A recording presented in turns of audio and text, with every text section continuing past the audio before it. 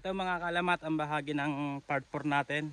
Pupuntahan na natin yung naghahakot para dali yung mga nyog, binabaak na nila doon.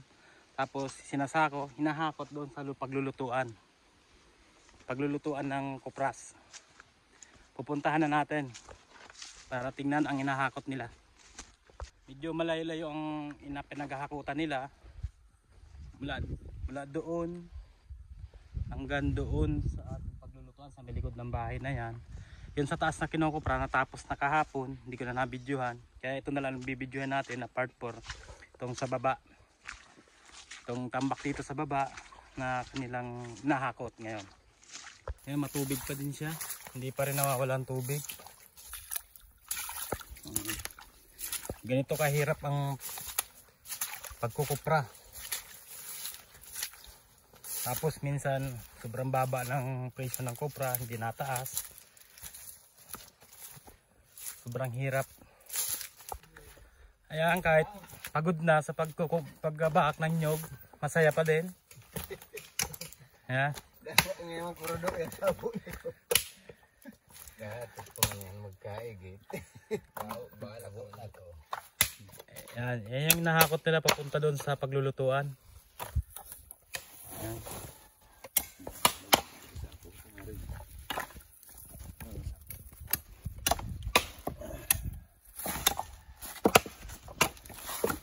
Hello, atot na naman.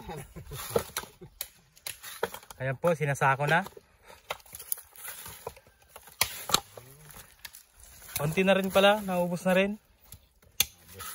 Nakailang balik na kayo, 3 no? Bali marami pa dun sa mga dinaanan namin ng paunti-unti. Dadaanan pa yun.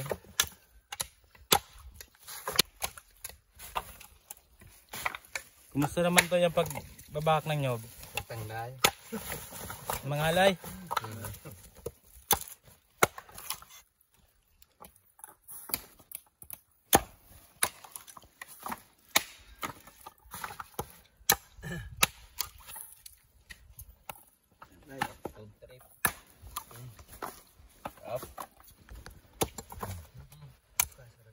Madaming puso ng nyog. Ay, ayo, nyog bala. Ampul, kung tawagin dito sa Bicol.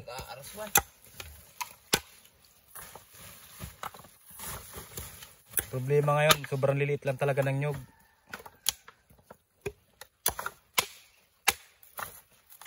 Medyo gutom ka na, pwede mong kainin yung puso ng nyog.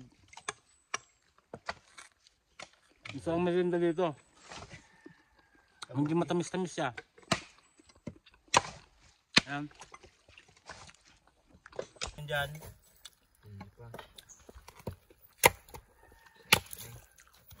Ayan, pwedeng kainin to.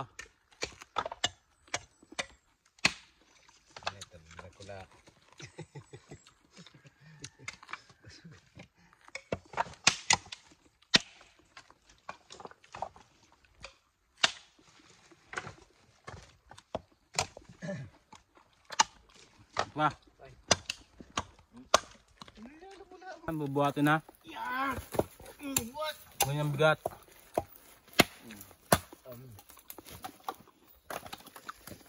Hakotin na yan doon, papunta doon sa kuplasan.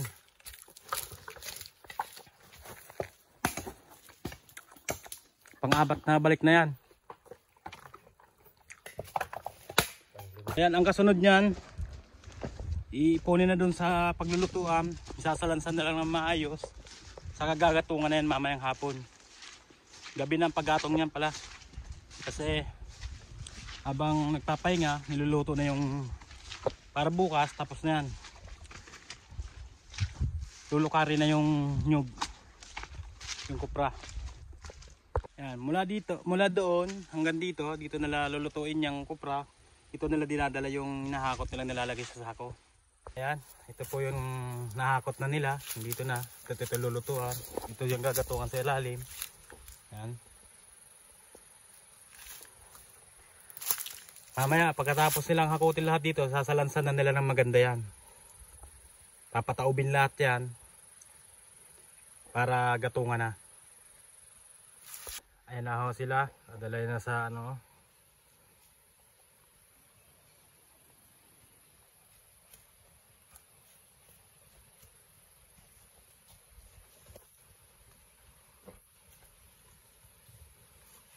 May lahi yung kabayo yan, kaya ganyan niya.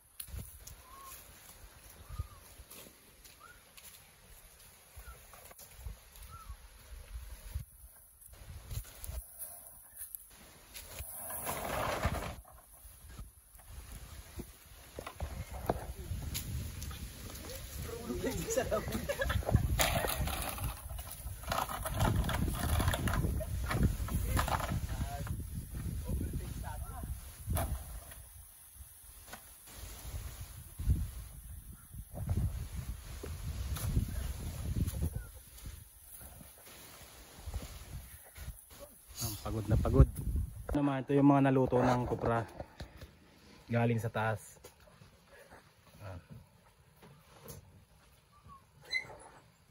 Inabot ng ulan ang paghahakot nila hapon na kasi kailangan nilang magatungan ito ngayong hapon ang kupra, kaya yan, nilagyan na ng bubong na trapal lang kasi ang ano nila ang plaza pala na wala pang bubong na hindi pa nagagawa.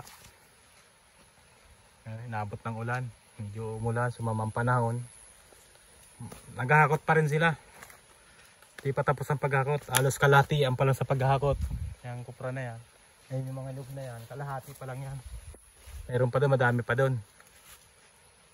Habang naman ako, nagtanim naman ako ng dragon fruit, kinaano ko dyan sa dyan papagagapangin sa anahaw, yan punong anahaw, ngayon tinanim ko kanina.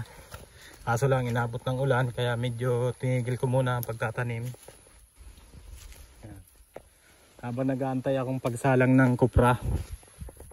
Yan, may mga natanim naman tayo, yan pa. Yan. Hindi pa kasi nalilinis dito, medyo makalat pa. Unti-unti siguro maayos din ito. Yan, inaayos na po ang ating sinasalansan ng maganda ang ating kuprahan. Mamaya gagatungan na yan. Nililinis din yung gagatungan sa ilalim.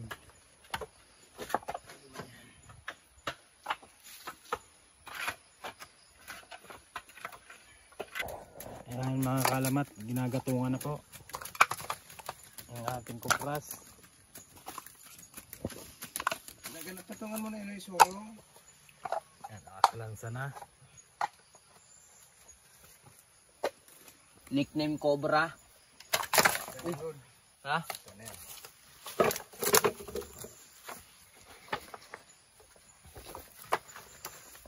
Hindi lang solo.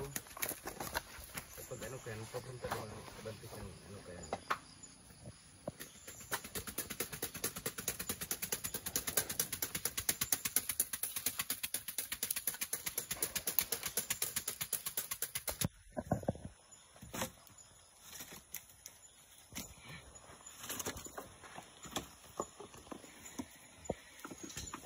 Yan ang panggatong nila, kahoy.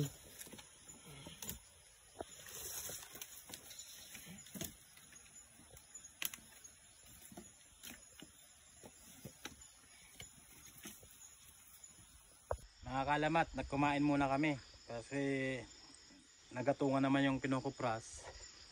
Kumain muna. Yan. Tapos lang namin kumain. Tama habang nagagatong naman doon sa kupras, kumain muna. Medyo madilim lang mga kaibigan. At yan kahoy yung ginatong namin. Lakas na nga po ito yung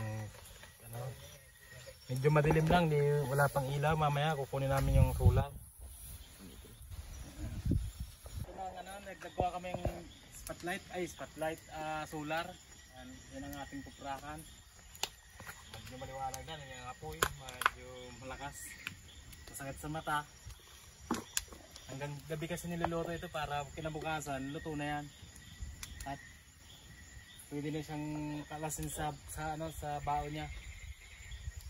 Bukas na umaga, tutuloy natin ang pag-video niyan. Makikita natin kung paano tanggalin sa bao yan. Ayan po. Hanggat sa bukas na lang ng umaga, mga kalamat.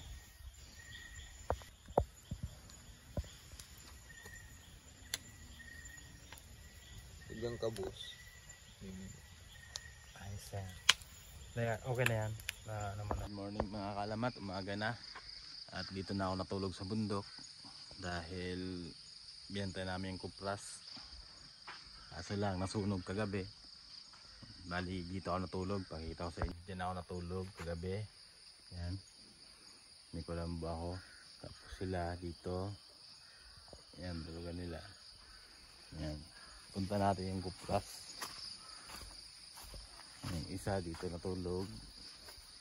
Yan. Labas. Tulog pa siya. Bali ako palang nagigising. Yan. Ayan. Kaso nasunog kagabi. Yan. May mga nasunog na kupras. Pero ayos lang yan. Yan. Talagang kasama yan sa pagkukupras. Minsan nasusunog. Kaya may nasunog sila. Hindi nyo yan.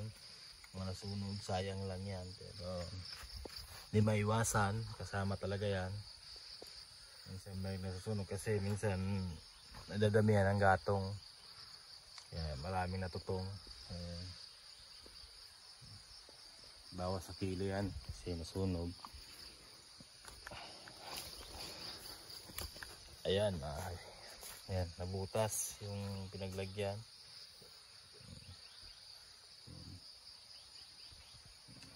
Pero konti lang din naman. Pili pa din. Ayan, mga kalamat, medyo mahirap talaga pagkukupras kaya nasusunog, hindi maiwasan. Ayan, ang gandang paligiran. Maganda ng kapaligiran natin, medyo green na green ng mga puno. Ayan, daming mga uwak. Para yung mga uwak natin.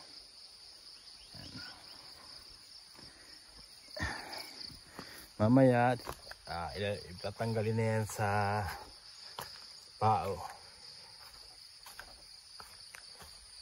Ayan ang paligid natin. Ayan. Para ng ibon. Ang uwak yan, uwak.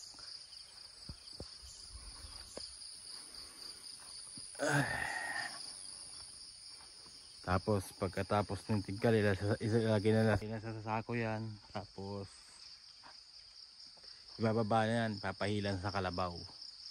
Papunta dun sa baba. Tapos bukas niyan, dadalhin na yan sa bintahan ng kupras. Mamaya papakita ko sa iyo kung paano isako yan. Tapos na tayo. Bye. Ayan, ang ganda ng ulap.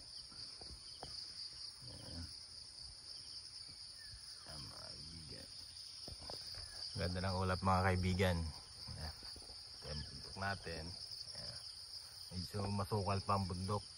Hindi pa nalilinis lahat.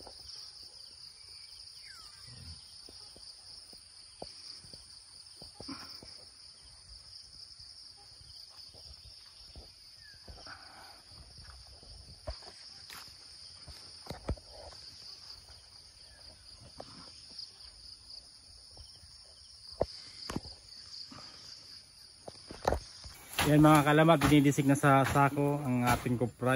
Yan yung unang natapos na kupra. Kasi mamaya hakutin na ng hilahin na ng kalabaw.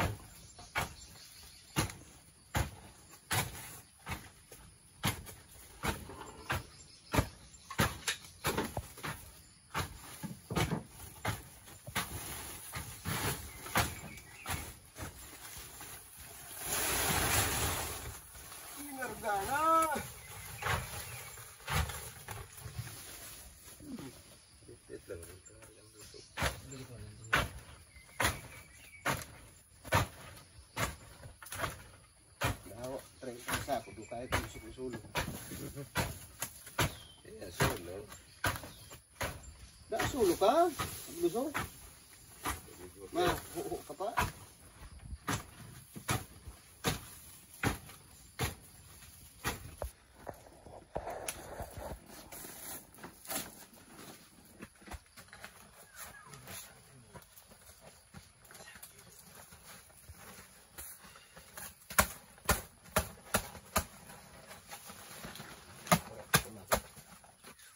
Siya lang mga tumakyan. Anong yan? Hindi, pag tumakas. Pasan nito.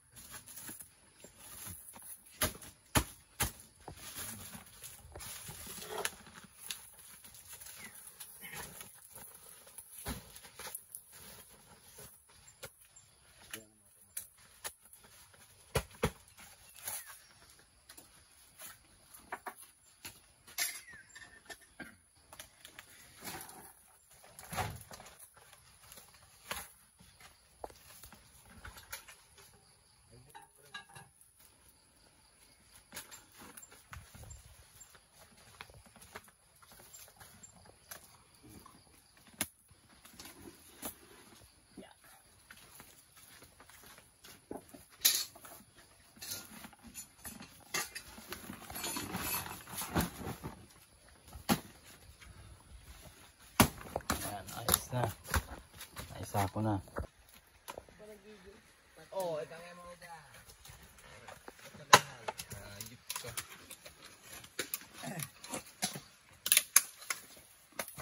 Kiling kayo sa kabayo sa ano? Ay mga kalamat!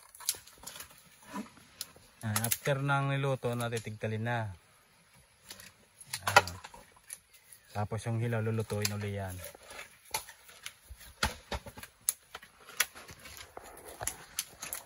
Ibot ang ito yan ha? Pigka lang sa... Madami lang nasunog yan. Napabayaan. Maluya pala yun. Nasunog yung ating kupra, yung sa gitna. Maluya pala nga tao. Ayan, ginagataw. Iri na ka mo.